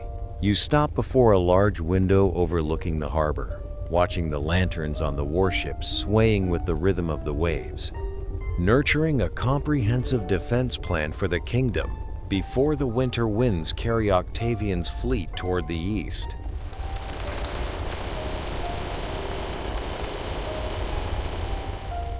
Part 9. The Triumvirate collapses, and Octavian officially declares war. You sit quietly in your study, your fingers still bearing faint black ink stains from the reed pen, while the night breeze from the Mediterranean seeps through the cracks in the doors, carrying the saltiness of the sea and the insecurity of a fracturing empire. Shimmering candlelight illuminates the reports from Rome, where the fragile peace you and Antony struggled to maintain over the years is shattering into fragments. The year 33 BC begins not with the cheers of festivals, but with silent declarations of war hidden within fiery speeches at the Senate. You feel the pulse of history quickening, like the sound of war drums echoing from the distant horizon, where Octavian, Caesar's cold great-nephew, is preparing to strike the decisive blow to erase your influence. The Triumvirate, the tripod holding the Roman world steady, has now officially expired on the last day of the year, leaving a deadly power vacuum that only blood can fill. I wonder if right now, as you curl up in your warm blankets and let your mind drift into these ancient memories, you feel the suffocating stillness of Alexandria on that fateful night. Perhaps the breath of the night is cradling you, helping you cast away the worries of a long day to fully embody the queen standing at the threshold of a life and death struggle. Your presence in this journey is not just as a listener, but as a kindred spirit walking with me through the harshest turns of destiny. Let me bring you closer to the marble halls of Ephesus, where the scent of cedarwood and iron armor mingle, and feel the weight of the crown as the entire world turns its back on you. We will together witness how a woman, through iron will and wisdom beyond her time, faced the most ruthless propaganda machine in history. In Rome, Octavian has turned your name into the sharpest weapon to attack Antony. You hear the accusations echoing from the Senate, calling you an Oriental queen, a slave to desire who has cast a spell on Rome's bravest general. You smile bitterly, knowing you have been portrayed as a sorceress, a dangerous foreign temptress plotting to move the capital from Rome to Alexandria. Octavian's propaganda machine spares no tactic, turning the story of your pearl dissolved in vinegar into evidence of extreme decadence and wastefulness. In the eyes of the Roman people, you are no longer an enlightened ruler, but a direct threat to their civilization. But you know the truth behind those misty veils. You know Octavian is afraid of the legitimacy of Caesarion, the 4-year-old son you and Caesar created, whom Antony has just officially declared the sole legitimate heir. Contrary to the decadent images woven by the enemy, you remain diligently at work governing the kingdom with an incredible alertness. You hold the papyrus scroll bearing the mark Papyrus Bingen 45 inches your hand, feeling its rough surface under your fingertips. This is the document deciding the tax exemption for Canidius Crassus, Antony's close general. You do not need any advisor to hold your hand. You review the terms yourself, calculating the economic benefits this loyalty brings. And then, with a decisive stroke of the pen, you write down the Greek words, Gami niu esigma theta omegai, ginestoi, make it happen. Your handwriting is strong and authoritative, the firmest proof that you hold absolute power. Egypt, under your guidance, is a massive surplus-producing machine, a bottomless treasury ready to nurture all of Antony's military ambitions without flinching. You are not a beauty who only knows how to use her looks. You are a female sovereign with outstanding administrative vision, turning every grain of Nile wheat into actual military strength. The spring of 32 BC brought a shocking political migration. 2 consuls and over 200 senators fled Rome to seek refuge with you at Ephesus.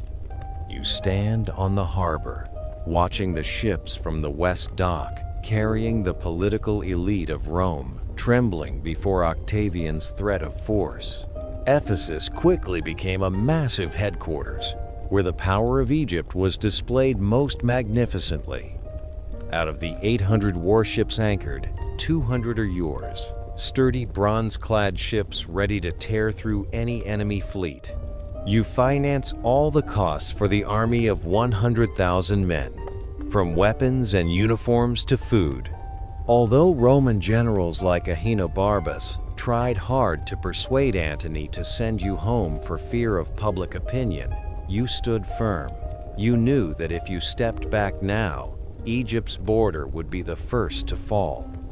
With the support of Canidius Crassus, you affirmed your position in the war council not as a lover, but as a sovereign with the most excellent ability and wisdom. A calculated emotional attack erupted when Antony officially sent divorce papers to Octavia. You find yourself standing before a new chessboard. Antony's rejection of the virtuous Roman wife to live legitimately with you was a courageous but risky act. Octavian took advantage of public outrage to perform an act of extreme sacrilege, seizing Antony's will from the Temple of Vesta. You feel the trembling of the Vestal Virgins as Octavian's soldiers stormed into the most sacred place to strip away Antony's final secret.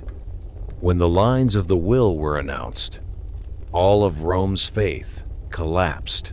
Antony's wish to be buried in Alexandria beside you, and his recognition of Caesarion as Caesar's son, became undeniable evidence of his corruption.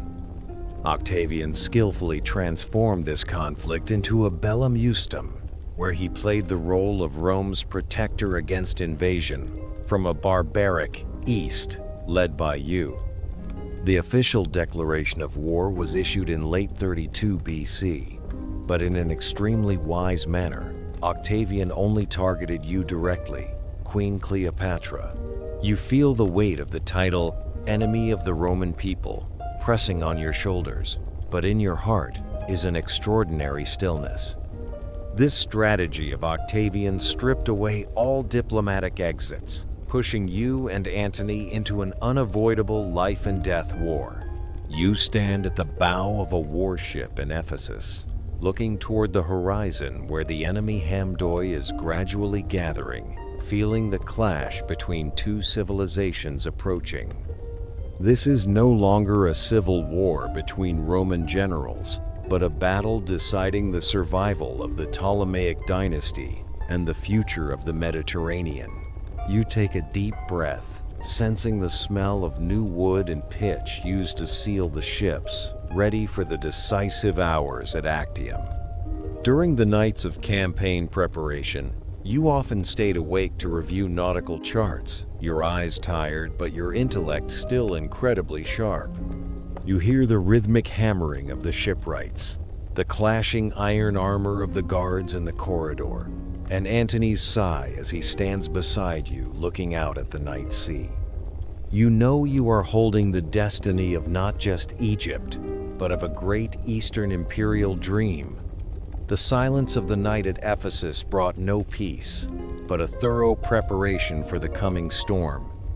You feel your heart beating in sync, with the waves lapping against the bronze-clad hull, each passing second a step closer to the intersection of destiny. You quietly leave your desk, walking out to the balcony overlooking the military port, glowing with torchlight. Hundreds of ships, large and small, are bobbing with the waves, like sea monsters waiting for the order to attack. You see the silhouettes of soldiers hurriedly transporting food onto the ships, the sound of shouted commands rising steadily in the quiet space. You reach out to touch the relief of the goddess Isis on the wall, seeking divine protection for the journey ahead. An extraordinary sense of resilience rises, dispelling all fear of Rome's declaration of war. You know that, however history is rewritten, you have stood firm in your position until these final moments.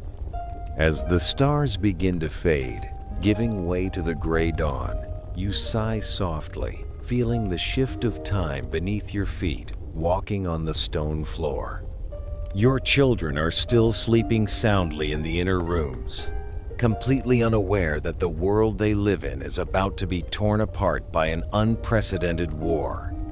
You turn your back to the morning light, quietly walking toward the docks, where the most magnificent flagship awaits you to begin the journey toward the Greek seas, ready for the decisive battle at Actium. You step onto the gangway, your feet feeling the slight vibration of the wooden planks under your weight.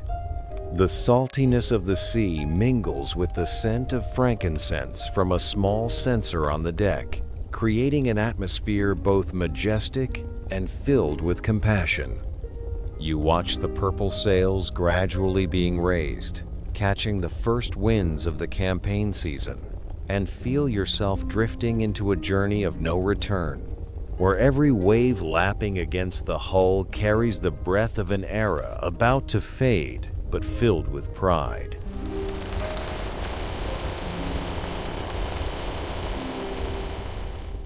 Part 10. Commanding the fleet into the decisive battle. The saltiness of the Adriatic Sea seeps through the purple silk curtains on the flagship Antonius, carrying the sweltering heat of the Greek summer in 31 BC.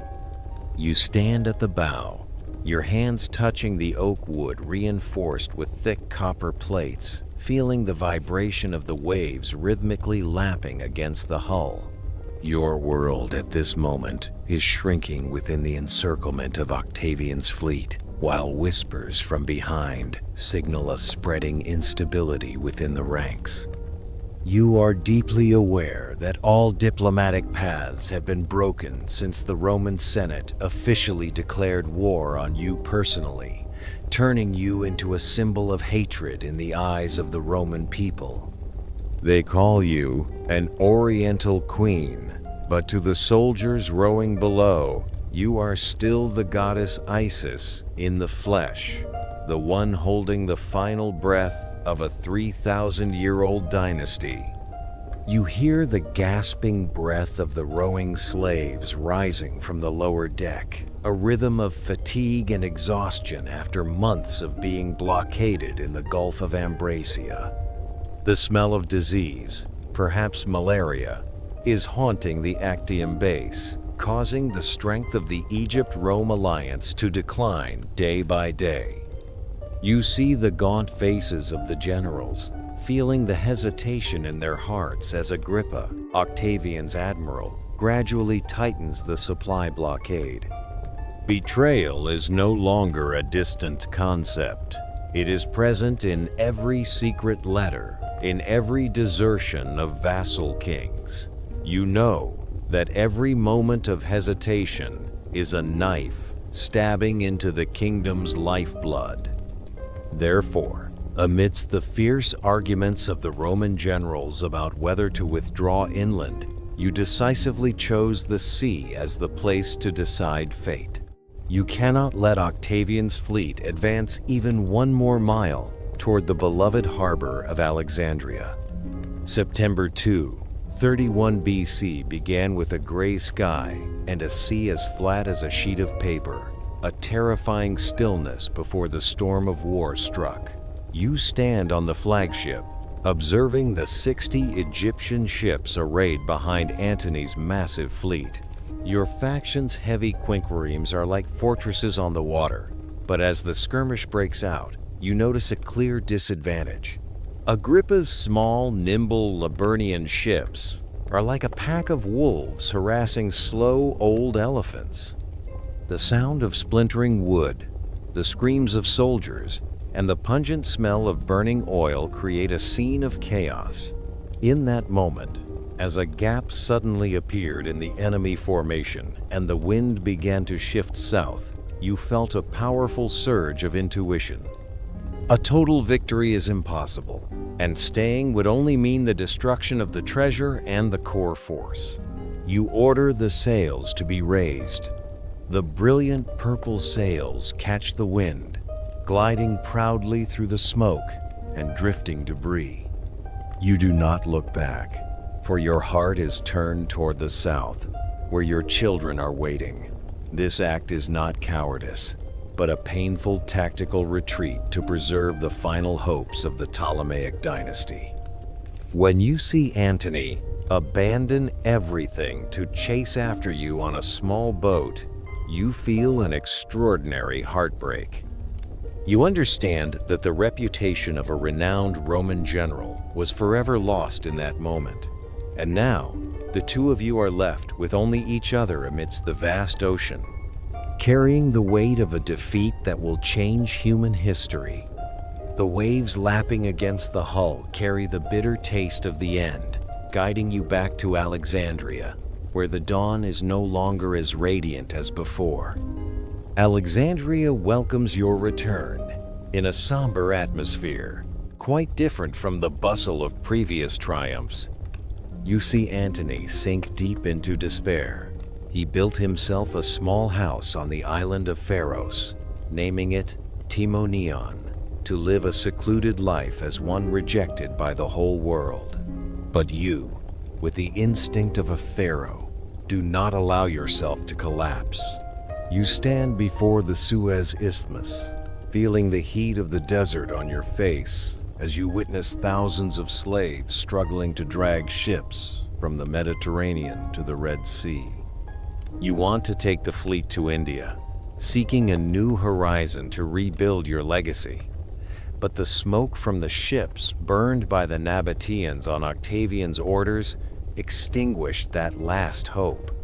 You return to the palace, your hands touching the cold marble columns, realizing that destiny has tightened the circle around you, and there is no other way out but to face it.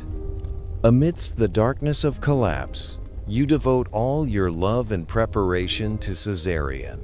You hold your 17-year-old son, feeling his maturity in the Ephebi youth robes. You want the boy to carry the blood of the great Julius Caesar to Upper Egypt, away from the conspiracies of Rome. Every piece of advice you give carries the weight of a final testament, every hug a silent farewell.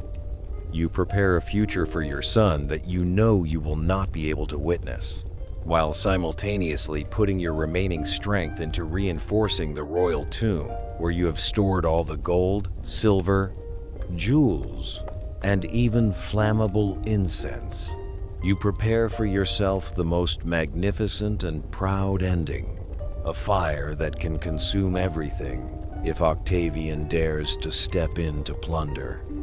The summer of 30 BC brings the hoofbeats of the Roman legions close to the outskirts of Alexandria. You stand on top of the tomb, watching Antony's fleet and cavalry lay down their arms in surrender without firing a shot. This final betrayal is like a cold breath creeping into your heart. In a moment of panic and wanting to test the love of the only man left by your side, you let the rumors of your death spread. And then you find yourself standing by the tomb window, your hands trembling as you grip the ropes with your handmaidens to pull Antony's bloody body up. You feel the warmth of his blood seeping through your silk robe, hearing the labored breathing of the great general taking his last breath in your arms. All power, all ambition now vanish, leaving only pure pain and a terrifying stillness enveloping the tomb. Antony's death leaves you with an infinite emptiness, but also a liberation. You are kept under house arrest by Octavian in your own palace, under the strict supervision of Roman soldiers. When granted an audience with Octavian, you look into his cold, pragmatic eyes and understand that all promises to preserve your life are merely a gilded trap. He wants to bring you back to Rome, chain you, and parade you like an exotic beast amidst the mockery of the crowd. You feel a surge of contempt in your heart. I will not be triumphed over. That sentence echoes in your mind like an iron oath. You begin to prepare for the final ritual of a pharaoh, an eternal choice to preserve the honor of the lineage and for yourself. On a pale afternoon in August, you request a final, sumptuous feast. You bathe in lotus-scented water, donning the most magnificent royal robes with shimmering jewelry like a goddess. You feel the softness of the mattress on the golden bed, the fragrance of ripe figs brought in an intricately woven basket. You know that beneath those sweet figs is a gentle liberation. Perhaps it is an Egyptian cobra, the embodiment of the god Ra, or a sophisticated poison hidden in a hairpin. You feel an unprecedented serenity, as if all the burdens of the kingdom have been set down. You take a deep breath of the frankincense burning in the room, close your eyes, and feel the coolness of metal touching your skin, preparing to enter a long sleep that no one can violate. As the poison begins to seep into your veins, you do not feel pain, only a sensation of weightlessness, as if floating on the Nile during flood season. You see the silhouettes of your ancestors, of the great pharaohs standing to welcome you on the other side of life's threshold. Alexandria with its brilliant lighthouses, the great library with its tens of thousands of papyrus scrolls, and the love affairs that shook the world are now but fading films gliding through your mind. You feel the hand of the handmaiden Charmian gently straightening the crown on your forehead, hearing the muffled sobs of Eras as she also chooses to go with you. You are the last of an era, the final pharaoh of a brilliant civilization, and you depart in the stance of a victor over your own fate. Darkness gradually envelops the room, but it is not a terrifying darkness. It is the gentle stillness of the Egyptian night. You feel yourself dissolving into the sand of the desert, into the cool water of the Nile, becoming part of the legend that 1,000 years later, people will still speak of with admiration and compassion. The Ptolemaic dynasty may end. Egypt may become a province of Rome, but your soul will forever belong to this land. You leave behind a world transitioning into a new chapter, carrying the secret of your death and beauty into the heart of the Mother Earth, beside the man who went with you to the very end of ambition and love. You quietly lie down, your hands interlaced on your chest, feeling the firmness of the golden bed beneath your back. The candlelight in the room flickers and then dies out, giving way to silver moonlight shining through the high window, illuminating the serene face of a queen who has fulfilled her destiny. The sound of the wind blowing through the palace corridors carries the breath of the ocean, like a final farewell to the woman who turned her life into an immortal epic in the heart of the ancient world.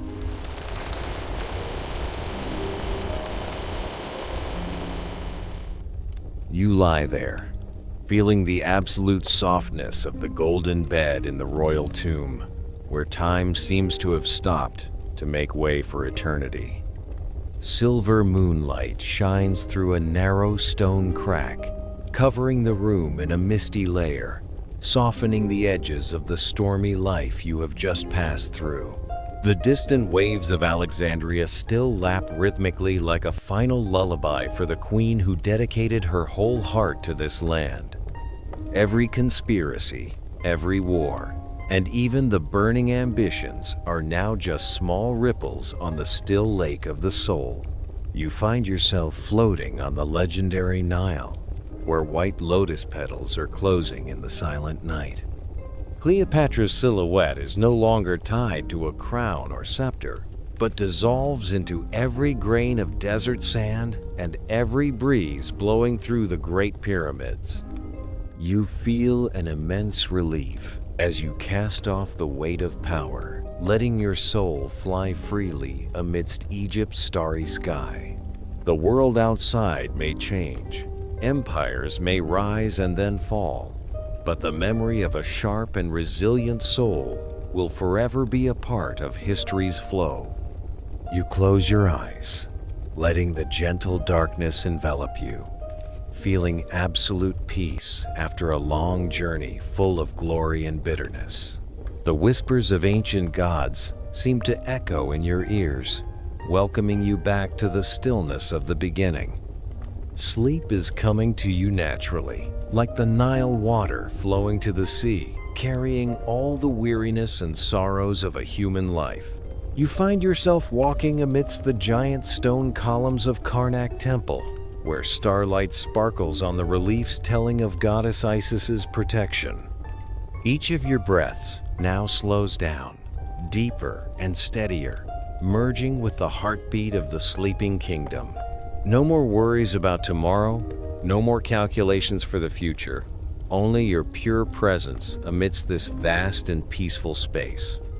Let the name Cleopatra become a gentle prayer, leading you into the most beautiful and deepest dreams.